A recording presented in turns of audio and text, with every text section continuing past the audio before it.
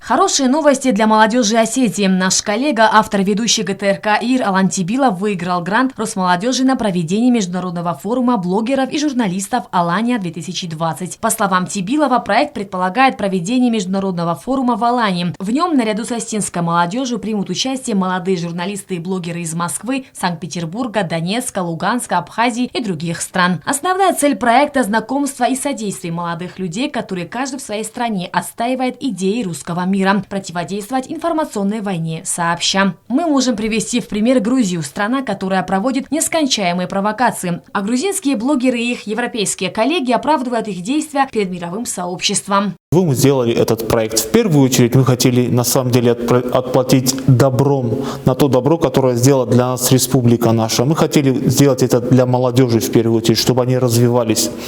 Теперь в чем суть? Что важно, журналисты и блогеры, которые поддерживают идеи русского мира, мы хотим, чтобы они сконсолидировались, познакомились здесь вместе, совместно сделали проекты и, самое главное, поддерживали друг друга в информационных войнах. Вот, например, в Донецке происходит информационная война, тоже, значит, Украина и Европа, здесь, значит, провокации происходят. И если мы будем поддерживать друг друга, то есть доносить совместно правду, которая есть в наших маленьких республиках, то у нас все получится. То же самое и с Москвы ребята нам помогут, и тогда у нас совместно все получится. Сумма гранта составила 900 тысяч рублей. Они пойдут на организацию и проведение форума. Этой суммы не хватит на полную организацию недельного мероприятия с сотнями участников, поэтому команда проекта рассчитывает реализовать его в сотрудничестве с Комитетом по делам молодежи, спорту и туризму Южной Осетии. Понимание актуальности в молодежке есть, сказал Тибилов.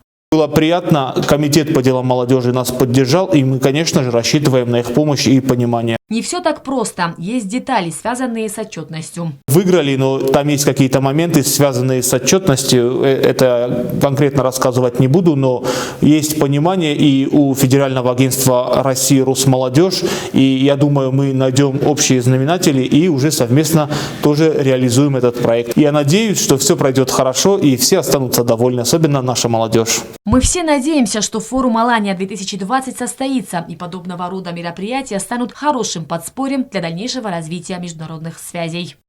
Зарина Кочева, Александр Кочев. Информационный выпуск сегодня.